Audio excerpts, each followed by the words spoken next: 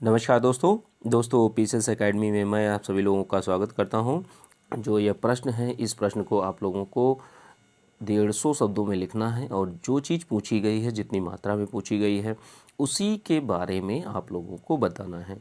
जो प्रश्न लिखना है उसको आप लोगों को पैराग्राफ में लिखना है।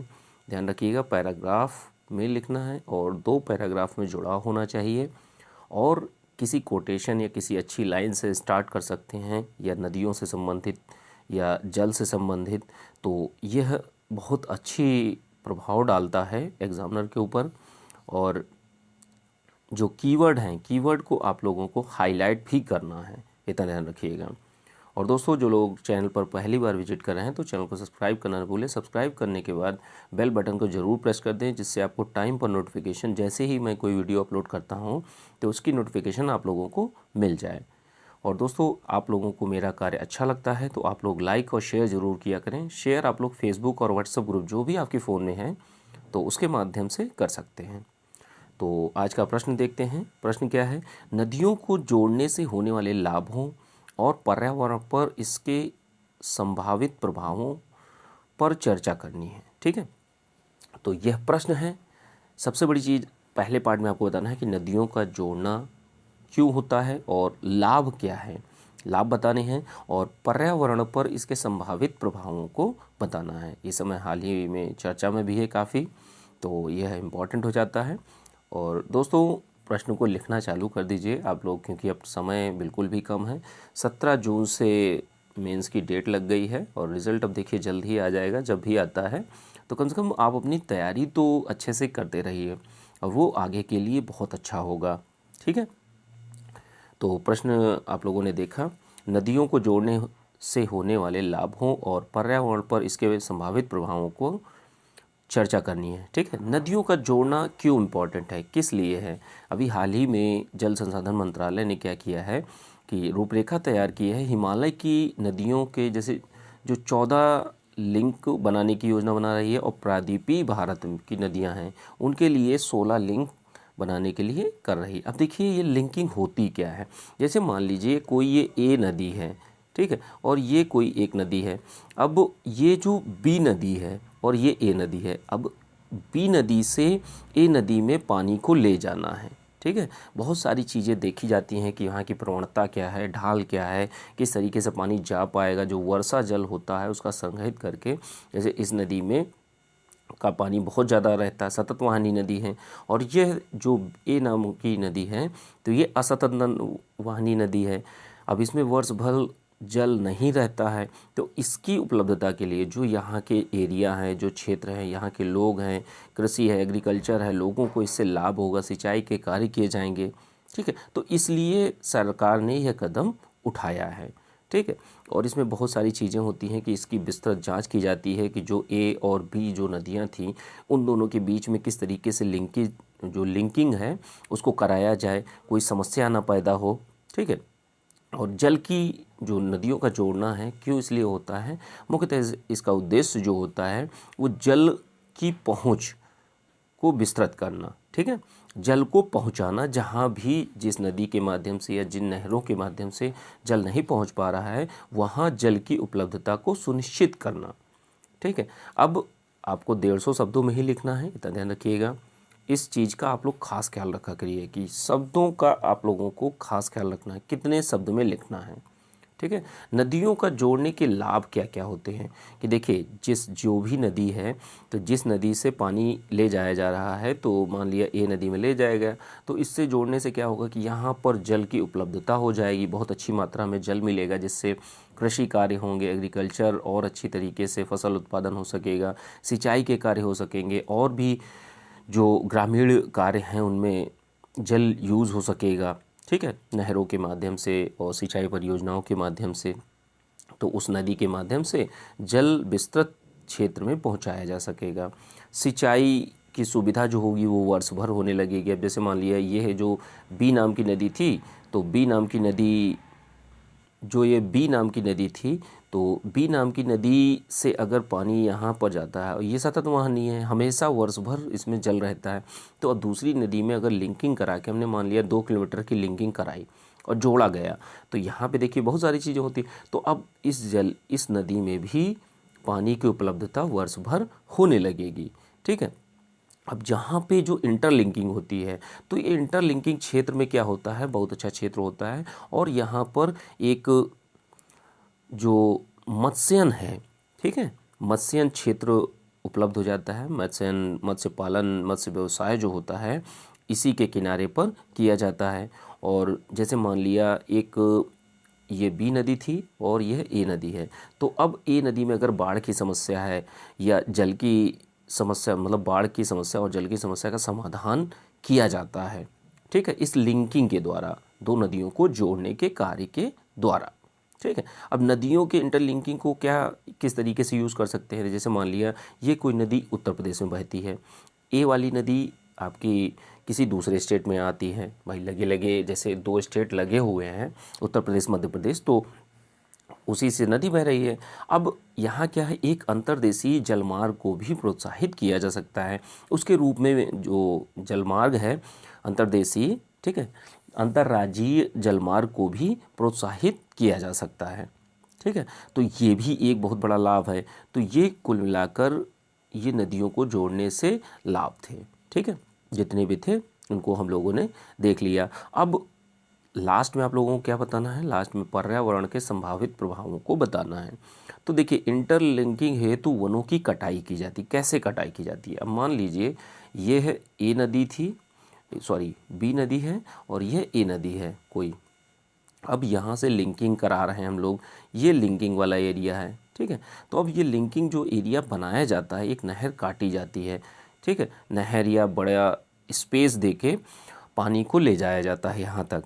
तो अब ये जो क्षेत्र होगा ये पहले भूमि रही होगी, यहाँ पर कुछ पर्यावरण, एक इकोलॉजिकल सिस्टम होगा, यहाँ पर एक पारिस्थितिक तंत्र होगा, तो उसको बहुत ही ज़्यादा एक क्षति पहुँचती है। ठीक है, इंटरलिंकिंग हेतु वनों की कटाई होती है, वहाँ के जीव जंतु, पारिस्थितिक तंत्र जो होता है वो नष्ट हो जाता है। सीधी सी बात है, अगर वहाँ से अगर हमें सारी चीज़ हटानी है, अगर नदी निकालनी है, नहर निकालनी है, तो सारी चीज़ों को हमें हटाना पड़ेगा।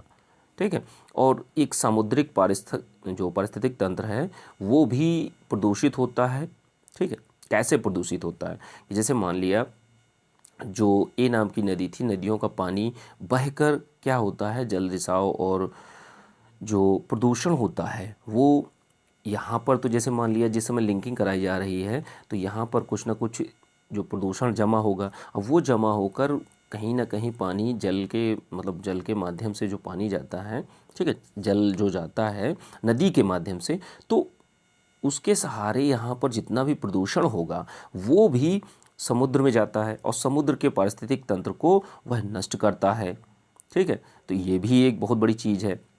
अब एक समस्या और निकलती है कि जो ये क्षेत्र है लिंकिंग एरिया, तो यहाँ पर बाढ़ की एक समस्या या कटान की समस्या, जो आसपास के एरिया होंगे वहाँ पर कृषि की, जैसे पानी जल ज़्यादा भर गया, जल की आवश्यकता नहीं थी तो वहाँ जल ज़्यादा भर गया, इसकी वजह से फसल नष्ट हो गई, तो ये भी एक बहुत बड़ी समस्या है। ठीक है, और नहरों के किनारे क्या है, जल रिसाव और भूमि का लवणीकरण जो होता है वो भी एक बहुत बड़ी समस्या है। तो ये सारी चीज़ें पर्यावरण पर बहुत ही ज़्यादा प्रभाव डालते हैं। ठीक है, अब जो नदियाँ हैं, देखिए नदियों को लिंकिंग कराना बहुत अच्छी बात है, लेकिन इसके एक जो हमारा पर्यावरण है उसको भी ध्यान में रखते हुए चीज़ों को संज्ञान में लेना होगा। और जो लिंकिंग हो रही है उसको पहले बहुत अच्छी तरीके से विस्तृत जांच होनी चाहिए, सर्वेक्षण होना चाहिए, उसके बाद कहीं जाकर वहाँ पर एक लिंकिंग, दो नदियों की लिंकिंग की जानी चाहिए। अब देखिए, कुछ नदियों के बीच में ये स्पेस छोटा भी हो सकता है और कुछ नदियों के बीच में यह स्पेस बड़ा भी हो सकता है। ठीक है, इतनी दूरी, ये दूरी जो है यही लिंकिंग एरिया कहलाता है। ठीक है, अब लिंकिंग एरिया में वो छोटी भी हो सकती है, बड़ी भी हो सकती है, लेकिन कितनी भी हो दूरी तो आपकी कुछ ना कुछ होगी, वहाँ का कुछ पारिस्थितिक तंत्र भी नष्ट होगा। तो आपको क्या करना होगा, आपको निष्कर्ष में जो लिखना है, निष्कर्ष में यह बताना है कि जो आवश्यकता है, जैसे दो नदियों की आवश्यकता है, यह जो एरिया है यहाँ पर जल की उपलब्धता बिल्कुल न्यून है, तो अब उस कमी को पूरा करने के लिए बहुत ही ज़्यादा ज़रूरत है। और अब आवश्यकता के अनुसार सुरक्षा मानक जितने भी हैं उनको सबसे पहले बिल्कुल सुनिश्चित की जाए कि सुरक्षा मानक सभी अच्छी तरीके से विस्तृत जांच सर्वेक्षण सारी चीज़ें की गई हैं, उसके बाद ही नदियों को जोड़ने का कार्य किया जाना चाहिए। और इसका आउटपुट और इनपुट ज़रूर देख लेना चाहिए कि हमने लागत तो बहुत कम लगाई लेकिन उससे मिला कुछ और नहीं, ठीक है। कम लगाई ज़्यादा लगाई तो उससे क्या अल्टीमेटली हमारा आउटपुट कितना निकला या उससे फ़ायदा कितने लोगों को हो रहा है, यह मुख्य बात होती है इसमें देखने की, ठीक है। तो निष्कर्ष में आप लोगों को बहुत अच्छी तरीके से कोई कोटेशन अगर आपको याद आती है या और भी, जैसे मैंने इतने पॉइंट्स बताए, अब उसके बाद अगर आपके दिमाग में भी कुछ आपने पढ़ा है और बुकों से पढ़ा है, कहीं से भी पढ़ा है, तो उसको आप ऐड करके एक बेहतरीन उत्तर लिख सकते हैं। और उससे क्या होगा, देखिए आप लोगों को भी लगता होगा कि 2 क्वेश्चन क्या होते हैं, लेकिन दोस्तों 2-2 क्वेश्चन लिखते लिखते ही सारी चीज़ें ठीक हो जाती हैं, ठीक है। जब आप स्टार्ट करेंगे, आप यही मान लीजिए कि बस लिख ही रहे, ठीक है। आप पढ़ते हैं, लगता होगा कि हाँ लिख रहे हैं, क्यों लिखें, हम नहीं लिखेंगे, तो बहुत सारी चीज़ें हैं, लेकिन आप लिखेंगे तो आपको बहुत बड़ा फ़ायदा होगा, ठीक है। तो दोस्तों आप लोगों से मेरी रिक्वेस्ट है कि आप लोग डेली क्वेश्चन ज़रूर लिखा करें, ठीक है। और उससे आपको मेंस के एग्ज़ाम में बहुत बड़ा फ़ायदा मिलेगा, ठीक है। और अच्छे से अपने पॉइंट्स ऐड करने के बाद आप लोगों को व्हाट्सअप, ये मेरा नंबर है ना, कि बहुत से लोग चैनल पर जो अपने नंबर छोड़ते हैं, तो मैं तो खुद ही बोल रहा हूँ, आप लोग मेरे नंबर पर मैसेज करिए, ठीक है। चैनल के मैसेज मैं जल्दी नहीं देख पाता हूँ, ठीक है, समय की थोड़ी सी कमी रह जाती है इसलिए। तो व्हाट्सअप यह मेरा नंबर है, इस पर कॉल या मैसेज करके आप लोग जो भी समस्या है आप लोग बात कर सकते हैं, ठीक है। और प्रश्न लिखने के बाद आप लोगों को व्हाट्सएप पर ही भेजना है, जिसको मैं टेलीग्राम, पीसीएस एकेडमी का टेलीग्राम पर चैनल है, तो उसको आप लोग ज्वाइन कर लीजिए। और ज्वाइन करने के बाद मैं आपको वहीं सारे के सारे उत्तर भेज देता हूं, तो वहां से आप लोग दूसरों के उत्तर भी जो आते हैं उनको भी देखिए, ठीक है। अब चलिए देखते हैं सेकंड नंबर क्वेश्चन को देखते हैं। चलिए अब आज का सेकंड प्रश्न देख लेते हैं। दूसरा प्रश्न है और यह 69 नंबर क्वेश्चन है। 150 शब्दों में इस प्रश्न को आप लोगों को लिखना है और जीएस 4th पेपर का यह प्रश्न है, ठीक है दोस्तों। और दोस्तों एक व्हाट्सएप ग्रुप भी चल रहा है, तो उसको आपको लोगों की इच्छा के ऊपर डिपेंड करता है कि आप लोग ज्वाइन कर सकते हैं, ठीक है। और उसमें है क्या कि लगभग 300-350 प्रश्न आपको प्रतिमाह प्रैक्टिस के लिए दिए जाएंगे। उसमें 4 क्वेश्चन की ड्राफ्टिंग डेली मिल रही है, डेली एक टॉपिक और प्लस उसके 5 क्वेश्चन, और जो यूट्यूब पर दिए जाते हैं वो सारी चीज़ें। और संडे और बुधवार को आपका एक ऑनलाइन टेस्ट होगा।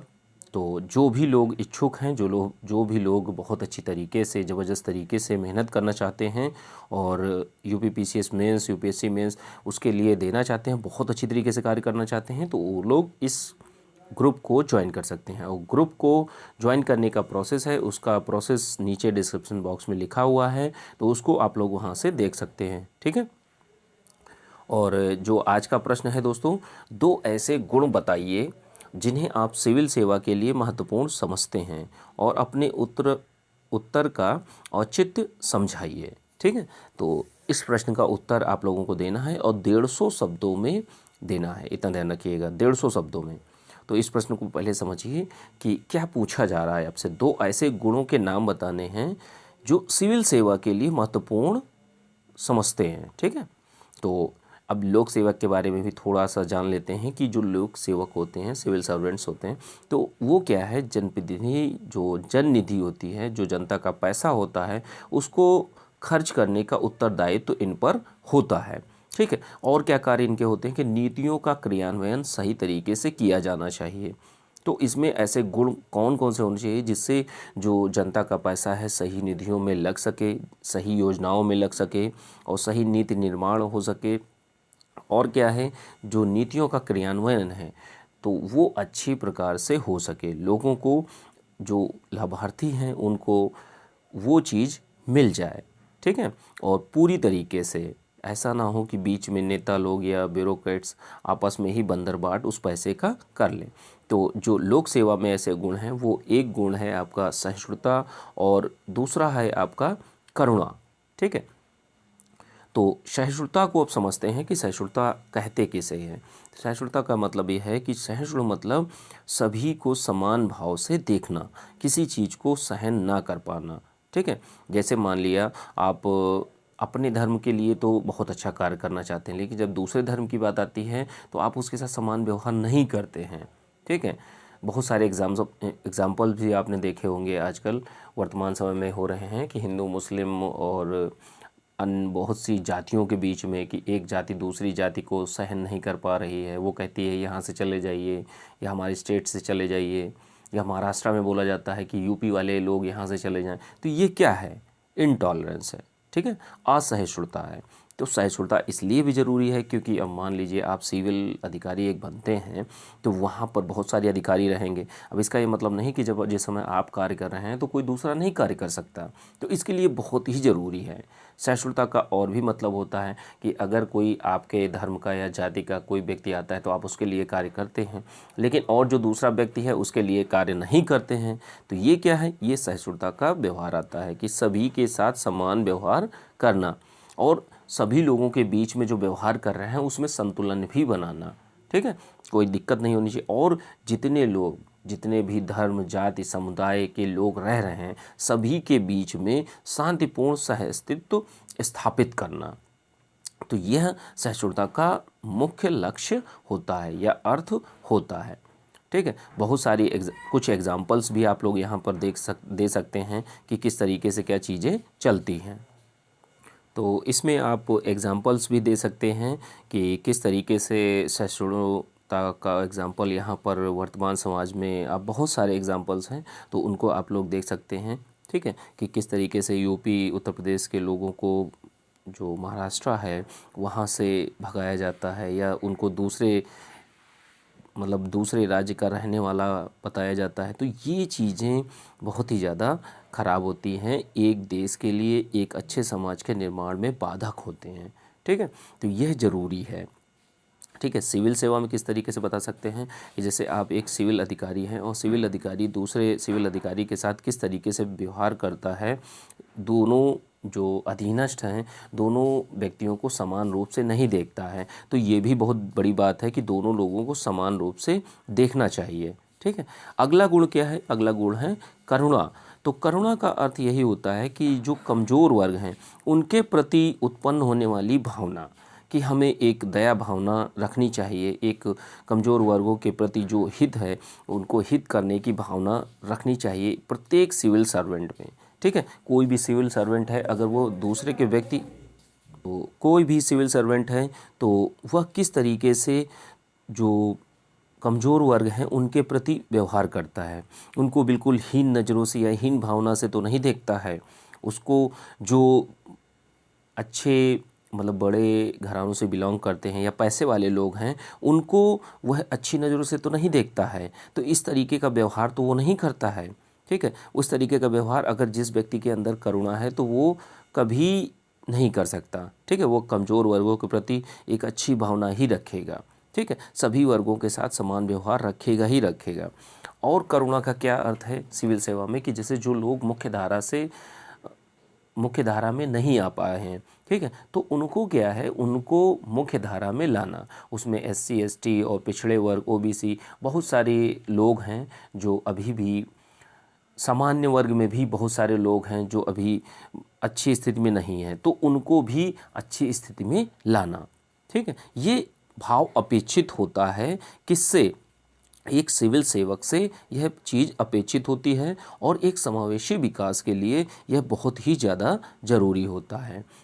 ठीक है, तो ये दो गुण हैं, सहिष्णुता और करुणा। तो ये दोनों के दोनों एक सिविल सर्वेंट में ये दोनों गुण होने चाहिए। ठीक है, एक सिविल सेवक में यह दो गुण बहुत महत्वपूर्ण होते हैं, जिससे जो योजनाएं हैं और अच्छे लोगों की योजनाएं जब क्रियान्वित की जाती हैं, जो कमज़ोर वर्ग हैं उनके लिए अगर कोई योजनाएं चलाई जा रही हैं तो उन तक पहुँचे।